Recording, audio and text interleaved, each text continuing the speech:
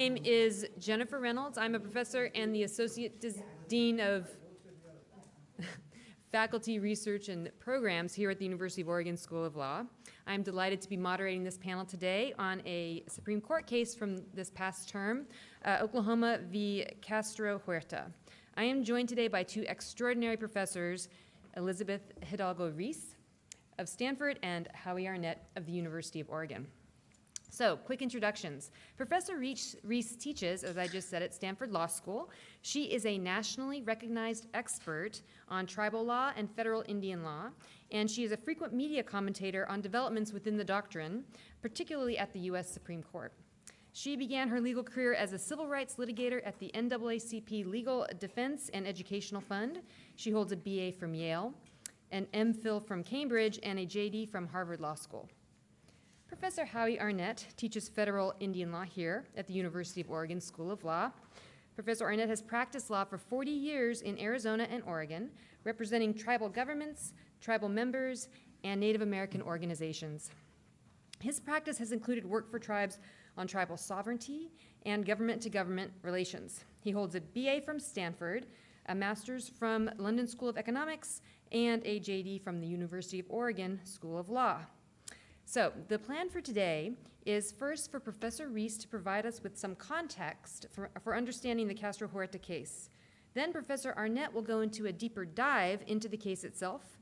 And finally, both professors will let us know what they find significant or problematic about this case, both with respect to the individuals and organizations affected by this outcome, as well as to broader questions of tribal sovereignty and the law more generally. So please join me in welcoming Professors Reese and Arnett. And Professor Reese, please take it away. Great. Thank you so much for that kind introduction and for welcoming me here to speak with you all today. So first, I'll introduce myself in my native language. So na bitohawa Elizabeth Reese, na nambe wenge weang amu. So I both said my name and also where I am from, which is Nambe Pueblo, a small reservation just north of Santa Fe, New Mexico. So I'm going to talk to you today about some of the lead up to this big Supreme Court case, Oklahoma v. Castro-Huerta. And I'm going to do so by focusing first on some of the macro level federal Indian law questions and context to just the field of federal Indian law for those of you who might not necessarily be already as familiar or in the weeds as I am. And I'm going to do that using two visual metaphors that I like to use when I'm teaching federal Indian law. And then I'm just going to walk quickly through sort of the timeline of Supreme Court cases and kind of this roller coaster that folks who follow federal Indian law have been on since about 2015 in particular, when it comes to all of these changes in the court, so that you really kind of understand what this case means in the context of how federal Indian law advocates and scholars have been thinking about the makeup of the court over the last 5 to 10 years.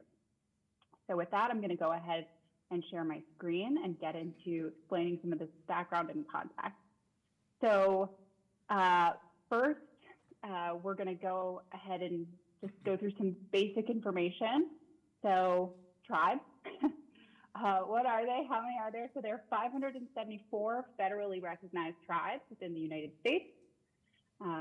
There's also about approximately 3% of the population who identifies as American Indian or Alaska Native on the 2020 census. How many of those are tribal citizens? We don't actually fully know. We have a rough picture that it might be about half.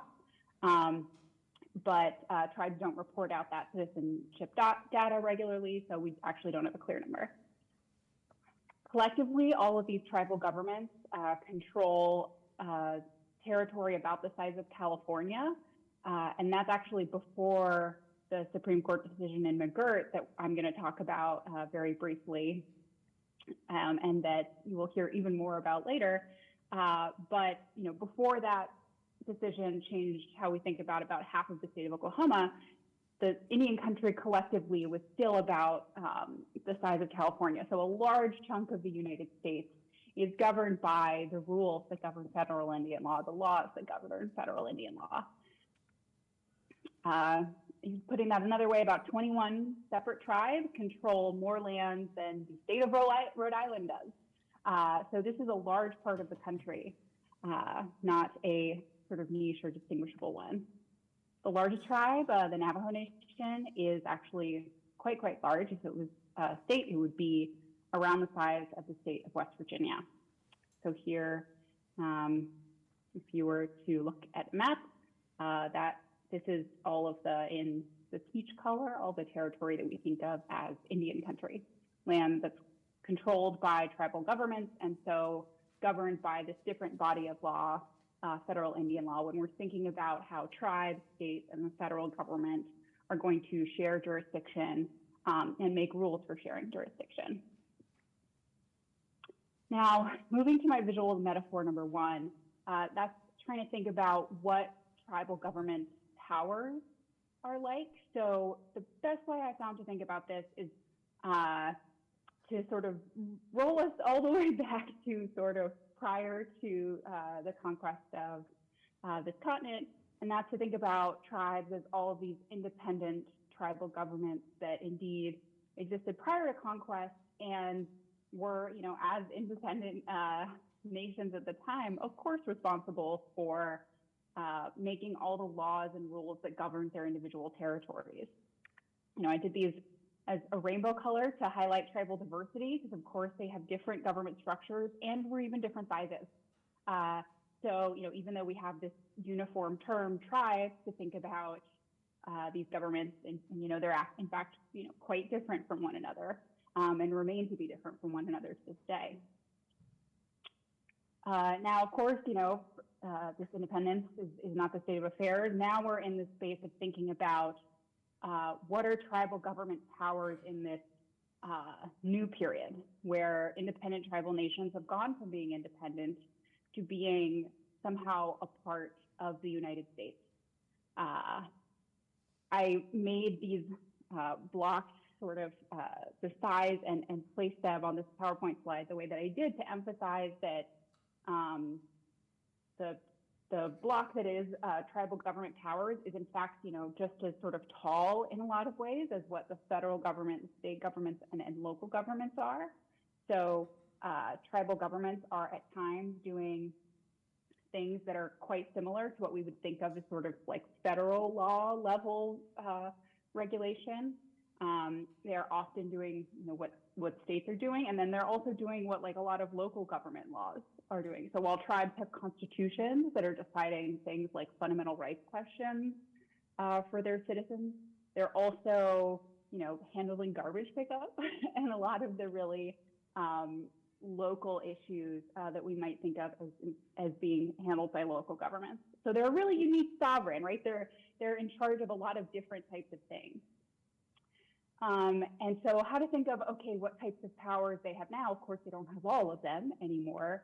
The best way to think about it is to think about it as now in their domestic dependent tribal government status, they are governments of retained powers.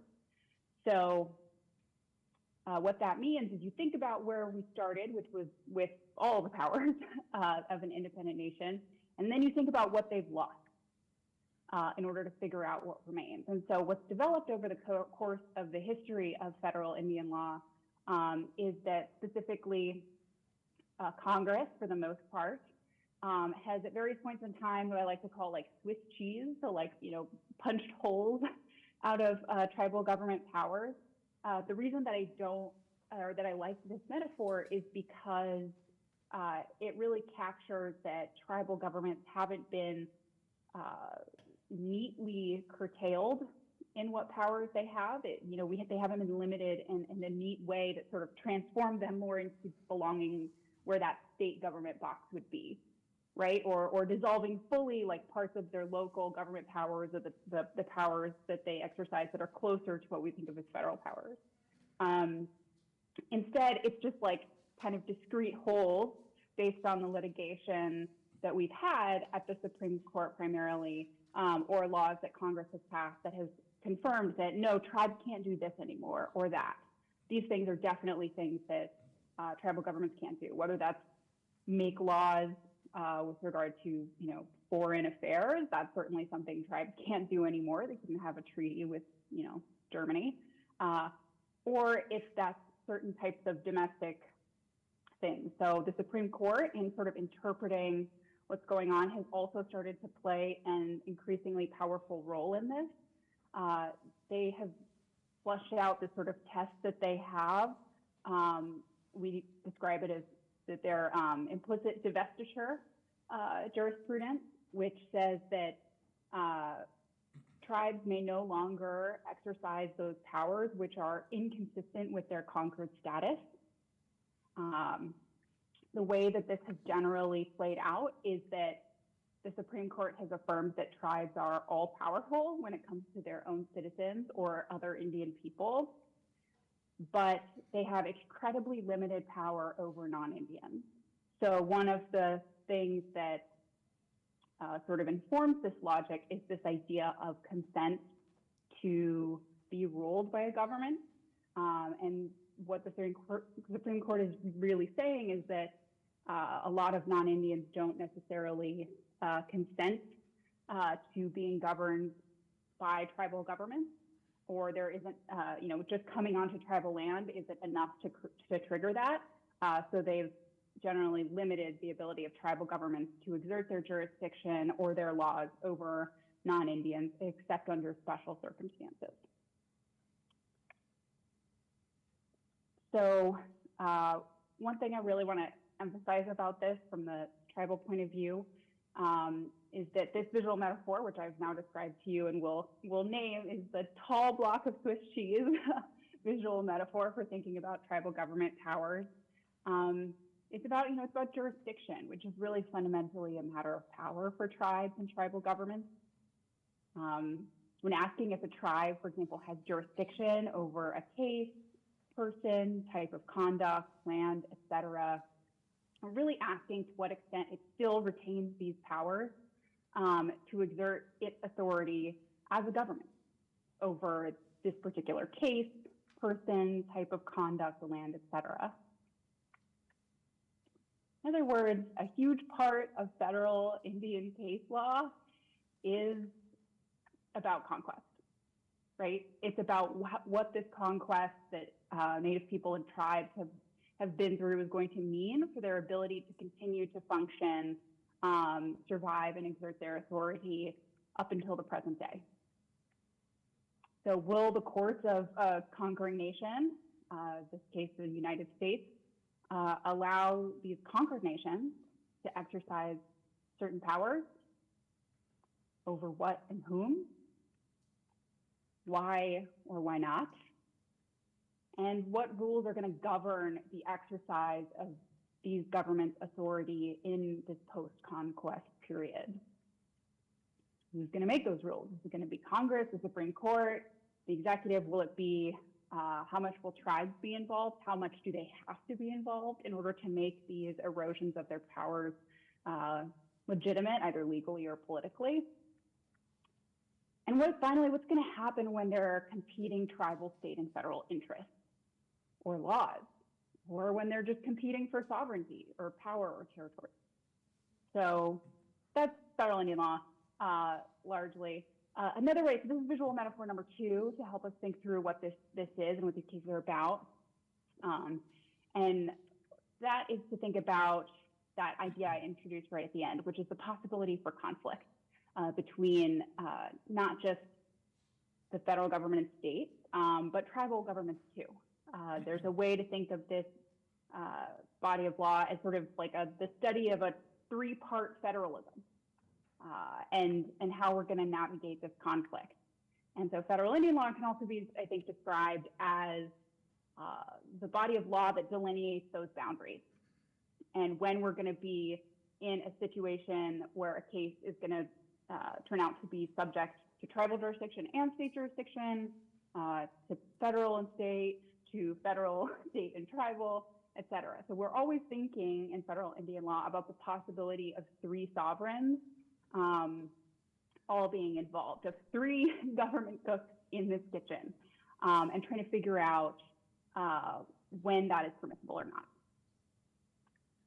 But of course, this doesn't end up being an easy picture. It's actually a really complicated picture because this doesn't sort itself into these neat circles or boxes. One thing to keep in mind with federal Indian law is that there's not a ton of guidance, right, in federalism about the relationship between the state and the federal government, but there's at least some. And when it comes to throwing tribes in, there's even less from the general sources that we think of, namely the Constitution, guidance about what's going to happen in this intersection and how to delineate these boundaries. So now I'm going to talk about this lead up to this big Supreme Court case in Castro-Huerta. So in order to really understand what's going on, I'm going to briefly talk about a few cases as they've come out and how they have really demonstrated the change in the makeup of the court. So if you were to ask me in 2015 to chart out the justices and where they fell in terms of Indian law, I would have made this chart for you. I would have put Justice Sotomayor over on one end as being very reliably favorable to Native interests, and then Alito, but really Alito and Thomas on the other end as being most likely to be hostile to Native interests and vote against tribal sovereignty. So that put sort of the dividing line actually seemingly pretty ideological, although I will say Breyer, Ginsburg, Roberts, and Kennedy were all really more kind of a unified bloc where, their votes kind of could go either way. So the general thing that we would say was just sort of try to keep cases out of the court because it's most likely you're going to get a 5-4 loss and it could get worse, or it's very unlikely to make a flip. So advocates were keeping cases out of the court for a long time. We had a case that got brought in December of 2015, or argued in December of 2015, called Dollar General versus Mississippi Choctaw. At issue in that case was whether or not tribes can whether or not tribes have civil adjudicatory jurisdiction, so they can decide civil cases involving non-Indians, in this case a giant corporation, Dollar General, who have, through contractual relations, consented to tribal court jurisdiction. So this fit really neatly into some of the Supreme Court's prior precedent, where it said that one of the instances where tribes could assert tribal court jurisdiction over non-Indians was when they consented. So everyone felt like the tribe should win this. However, the oral argument went really poorly, and it was looking like this was going to be the vote. Like this was going to be a new erosion of tribal sovereign authority where tribes were going to learn they couldn't civilly adjudicate these non-Indian cases, even if the non-Indians had previously consented to tribal jurisdiction. So that was looking really bad. We're really worried about a big loss. And then Justice Scalia died in February of 2016. While we're still waiting to see how they're actually going to decide Dollar General. In June of 2016, we indeed get the outcome in Dollar General, and our suspicions are correct. It was a 4-4 split, which meant that if Justice Scalia had not died, that would have been a loss. So it felt, a bit crazy to then also have this case now still be in this limbo or feel a bit like a bullet was dodged there.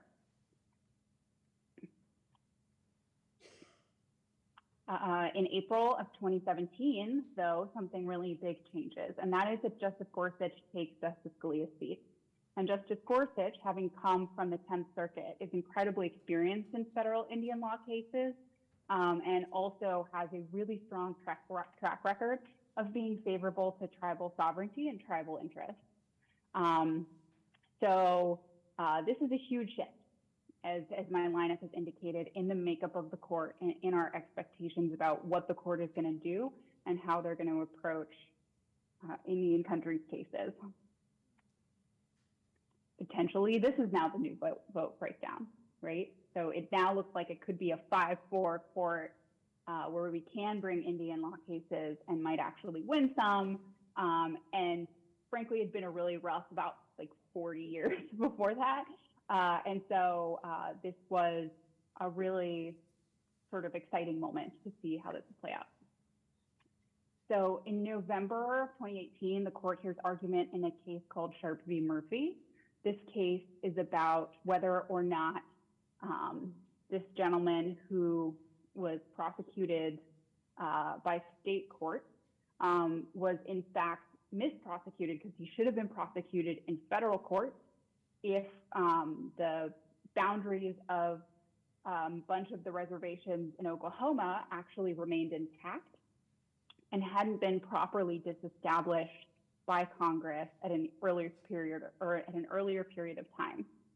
So what that means is basically like, if it actually might turn out that Congress never went through the process of disbanding these reservation boundaries, and therefore they remain intact, and a huge chunk of Oklahoma is actually part of different Indian reservations, and therefore a lot of the prosecutions that would have been happening there are subject to federal jurisdiction instead of to state court jurisdiction.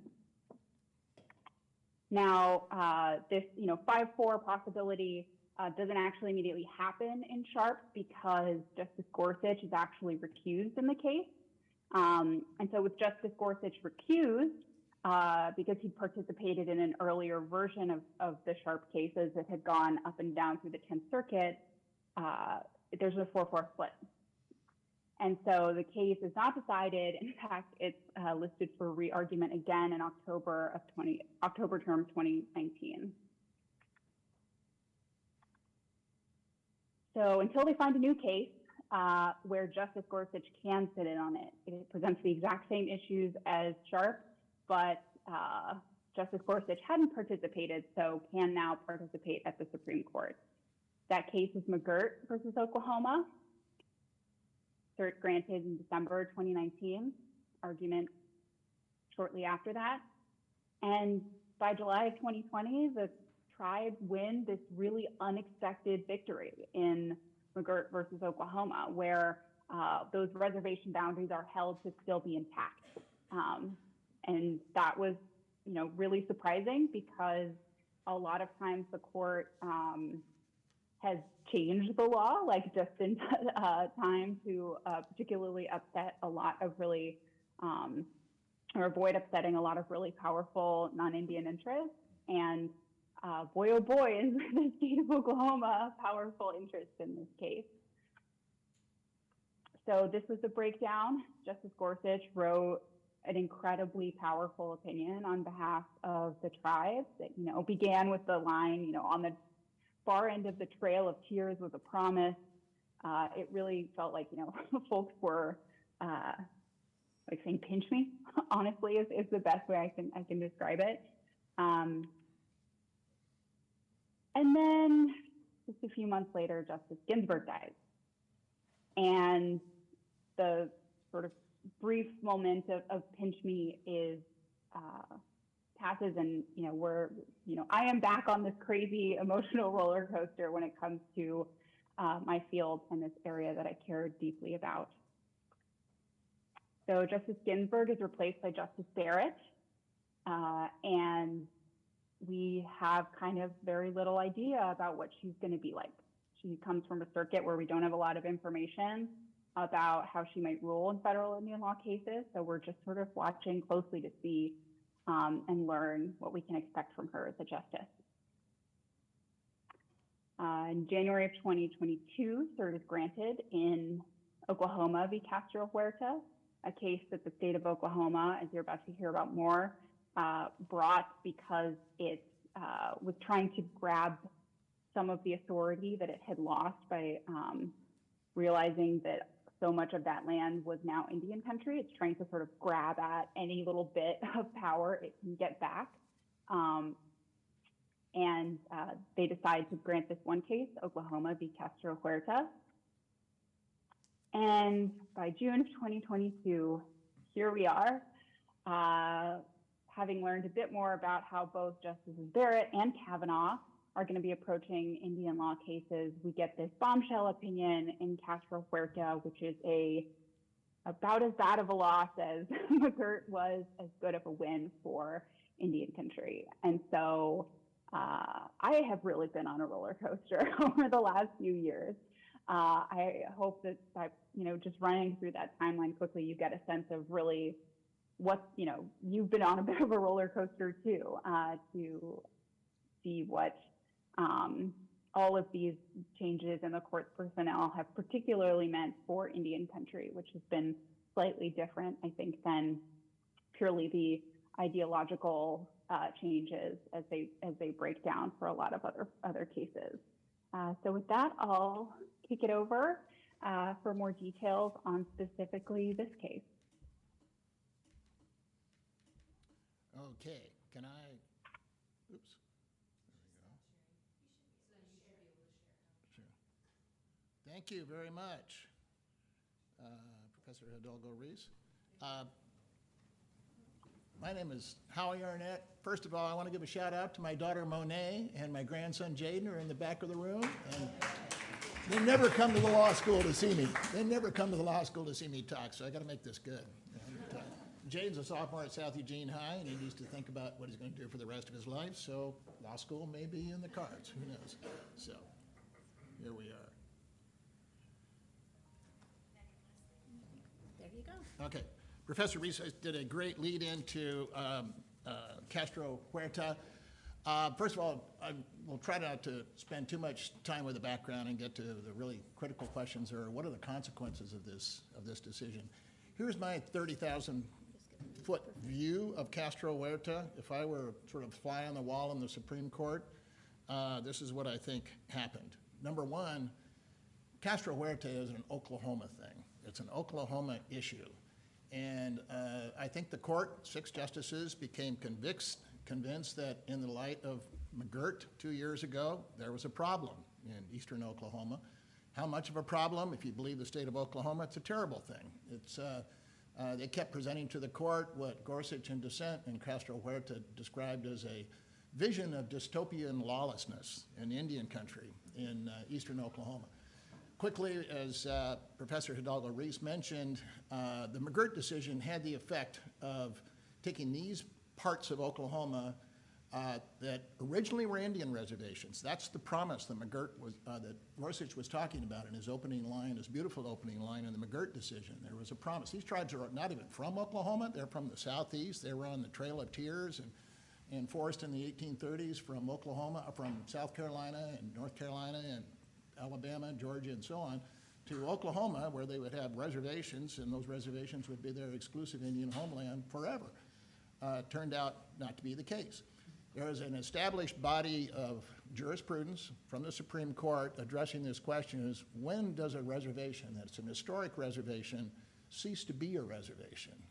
When does Congress actually wipe a reservation off the map, or maybe shrink the reservation? And that body of law is called the disestablishment or diminishment case law, and there's a well-established analytical framework for that. And both Gorsuch and Roberts, who wrote the dissent in McGirt, sort of applied the framework, but they did it in different ways. The framework says that if Congress is going to wipe a reservation off the map that's been created, it has to say so in pretty clear and unmistakable terms, because that's such a drastic thing to do, or to just shrink the reservation and carve part of it out. So he logically just went and looked at the statutes that Oklahoma claimed had that effect for all of these tribes and these territories in eastern Oklahoma, and he said none of these statutes do it. None of these statutes represent the required standard of clear and convincing evidence and clear expression that Congress knew what it was doing and it intended to disestablish, to wipe these reservations off the map. None of those statutes say that. Roberts said, well, that's true, none of them individually, but if you moosh them all together kind of collectively, they sort of have that kind of an effect. Well, that's not the legal test. So Gorsuch is absolutely right on the law. The consequences is that a whole part of Oklahoma, 2 million residents and 42% of the state, suddenly became Indian country. And so what happened with that? Well, the state of Oklahoma went nuts and continues to go nuts and has mounted really a relentless campaign to get the Supreme Court to change its mind, to reverse. And they continue to express this picture of lawlessness in Oklahoma Indian country. The consequence of having Indian country, most places in the United States, unless it's like parts of Oregon where the state has some jurisdiction, but most places, it means that the state has no criminal jurisdiction in that Indian territory, in that Indian country, which are these reservations of these tribes, over crimes committed by Indians or crimes committed against Indians with victims. The very narrow band of state criminal jurisdiction is over non-Indian on non-Indian crime. So if a non-Indian commits a crime against an Indian victim, which is the factual situation in Castro-Huerta, that's not state jurisdiction, that's federal jurisdiction. Several federal statutes, the General Crimes Act and the Assimilated Crimes Act cover that. If it's a crime committed by an Indian, as the case in McGirt, the Major Crimes Act takes care of that, and the tribes also have criminal jurisdiction over Indians, and they can prosecute that as well. So the Supreme Court never did anything quite so dramatic as this before. They had a case a few years earlier about a little rural area in Nebraska, a little small town, Pender, Nebraska, which they decided was now on Indian reservation. But that was it. This was a big thing. So, and there is a conflicting narrative about this. 6 justices were convinced of Oklahoma's argument. This is really a scene of dystopian lawlessness, including the city of Tulsa and other major cities in eastern Oklahoma. The counter narrative is that the tribes, these 5 tribes, geared up, and they are spending a lot of money on law enforcement, tribal courts to gear up to exercise their criminal jurisdiction over Indians in the United States. The federal prosecutors and the U.S. Attorney's Office is gearing up to exercise their jurisdiction over crimes committed by non-Indians against Indians and crimes committed by Indians in Indian country. So 6 justices bought Oklahoma's story, that this is a scene of dystopian lawlessness, so we've got to do something about it. And I think that's the first decision they made. They had 6 votes for that. Then they had to figure out, how do we get there? How do we get there? How do we come up with a law that will get us to that point? And Castro-Huerta was really 2 petitions for certiorari. Castro-Huerta petition for certiorari from the state of Oklahoma was number 1, overturn McGirt, reverse it. Just 2 years later, and this is one of at least 31 cert petitions the state had filed asking the Supreme Court, we've got 6 votes now, change your mind. Even the Supreme Court couldn't quite buy that. Speaking of stare decisis, that would have been a little too abrupt just 2 years later. And they've been getting a lot of heat about stare decisis this term in particular. So they thought, that's a step too far. We can't do that. But there is this other narrower issue, the issue which is a consequence of the declaration of Indian country in eastern Oklahoma, which is, does the state have criminal jurisdiction over a crime committed by a non-Indian with an Indian victim? And those are the facts in the Castro-Huerta case. And that's what the court decided they would tackle. McGirt didn't specifically address that. So this wouldn't be overturning McGirt to give the state of Oklahoma criminal jurisdiction over that band of criminal activity, crimes by non-Indians against Indian victims. So that's what they did. I can imagine the justices, once they assigned this to Kavanaugh, sent his clerks out and find us some law that gets us there. That's where we want to go. Maybe being too cynical. What do you think, Professor Epps? But that's and so find us law. And the clerks are good. There are at least 3 or 4 of them for each of the justices. So they're out there coming around, and you can see from the opinion, they say, well, we've come up with a new narrative, but it's not really new, it's old. Courts have said this many times. And what they've said is that there's an assumption, a kind of a presumption, that the starting point of analysis of criminal jurisdiction in Indian country is that the states have jurisdiction, unless Congress has done something. They've stated somewhere that the state doesn't have jurisdiction. So the starting point is assuming states have jurisdiction in Indian country, which is the complete opposite of the starting point in traditional American Indian law, which was first articulated by Chief Justice Marshall in the Wooster case. Said Indian reservations are separate entities, and the states have no jurisdiction there at all. And that's been the foundation principle for 200 years. And only if the Congress specifically allows state jurisdiction can the states have jurisdiction. Well, the Supreme Court came up with this reverse rule, which they said had already been there for a long time, but nobody recognized it. And nobody had recognized it because they said, this issue has never come before us. Everybody was kind of happy with a jurisdictional framework in Indian country, as feds and tribes have jurisdiction over crimes committed by Indians and against Indians, and non-Indian on non-Indian crime went to the state, and that was okay. And it's true, nobody really objected to that until McGirt, because Oklahoma went nuts and says, no, that's the wrong rule. So the court came up with, I'm going to move some of my little slides down here. This is talking about the direct impact of the decision and the collateral impact, which is this question of jurisdiction over crimes committed by non-Indians against Indians, and Oklahoma's relentless efforts to get it changed. A second here.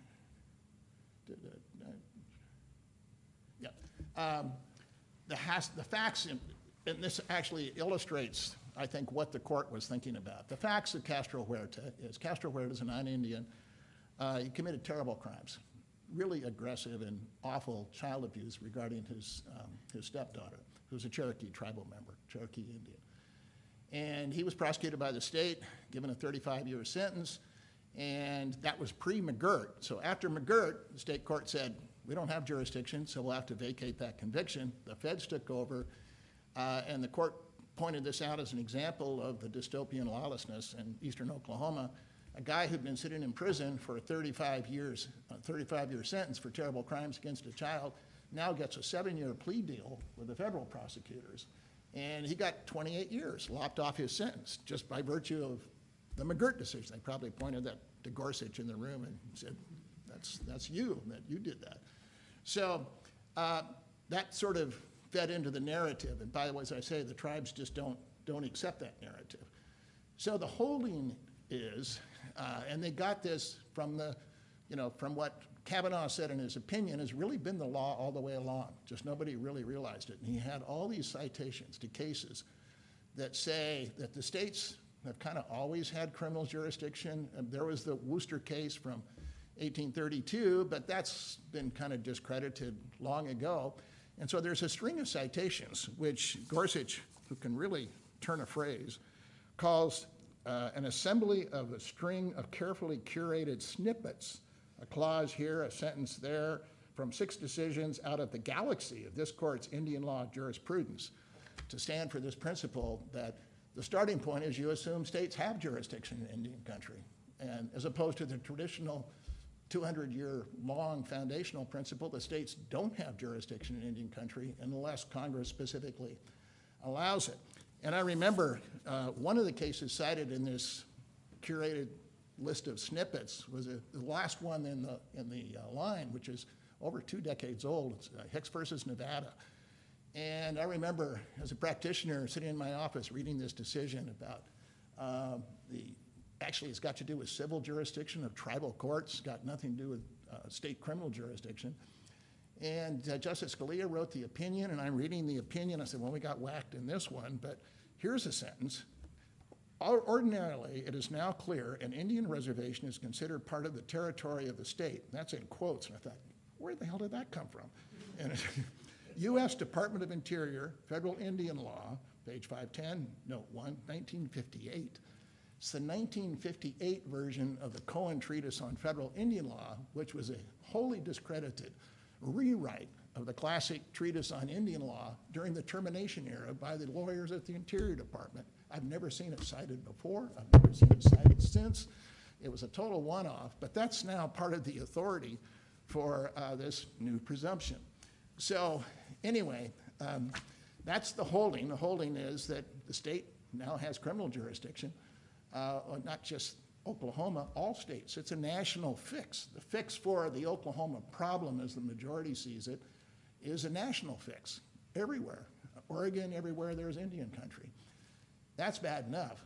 The other thing about it is that it's an analysis. This, as I say, highly problematic. This 2 centuries of Indian law is turned on its head by this analysis.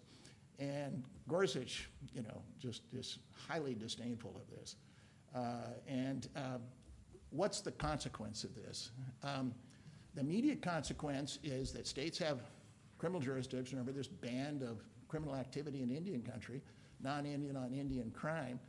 And actually, I talked to the police chief of the Warm Springs tribe after this decision came down. He called the prosecutors in Jefferson County and Wasco County, the two counties that the reservation sits on.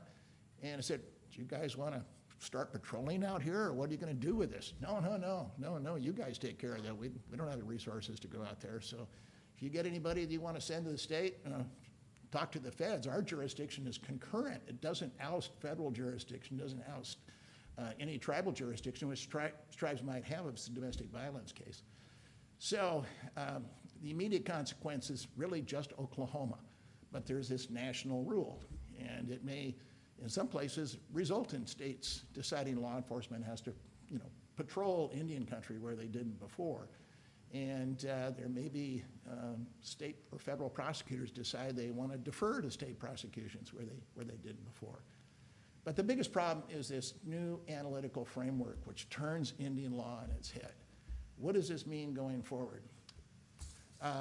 Nevada versus Hicks was really a one-off. That scary language I read from the discredited treatise, I never saw it again. I mean, never saw it again in a case, anything like that. Never saw Hicks versus Nevada cited for that authority since then. It really just kind of went away, thankfully, but it's not going to go away now, not with Oklahoma. They've got a piece of their jurisdiction back post-McGirt with this decision, and from what I can tell, they're going to keep going. They've got the playbook now. The playbook is argue that a piece of jurisdiction that was thought to have been lost by the declaration of Eastern Oklahoma as Indian country, make the argument that, well, really, Congress didn't say we didn't have that jurisdiction. There's no authority from Congress taking that away. Therefore, we have that jurisdiction. They're doing it right now. They intervened in a case in the 10th Circuit about traffic crimes in Tulsa, Oklahoma. They're writing an amicus brief that says Castro-Huerta changed the analysis, and we have jurisdiction now over these crimes involving Indians in Indian country. And there's a rumor from the Oklahoma tribal attorneys I talked to that they are now looking at making a case that they have criminal jurisdiction, the state of Oklahoma, over Indians, all except for the major crimes, the major felonies that are exclusively within federal jurisdiction. Because that Federal Major Crimes Act represents the preemption, represents the act of Congress taking away state jurisdiction or preventing state jurisdiction. But there's nothing like it for the rest of criminal activity by Indians. Therefore, they have that jurisdiction. So I'm afraid that Castro-Huerta has provided Oklahoma with a playbook to chip away at the McGirt decision and change the rules, which will have broad national impact, I'm afraid. In Indian country, they'll probably push this new paradigm in civil law, civil regulatory law, civil adjudicatory law, and so on, and the detriment will be to tribal sovereignty. So I expect there'll be a lot of Castro-Huerta type litigation going forward in Oklahoma, because the state of Oklahoma wants it, and it doesn't bode well for tribal sovereignty, I'm afraid, and in Oklahoma or across the country. So that's it for me. So.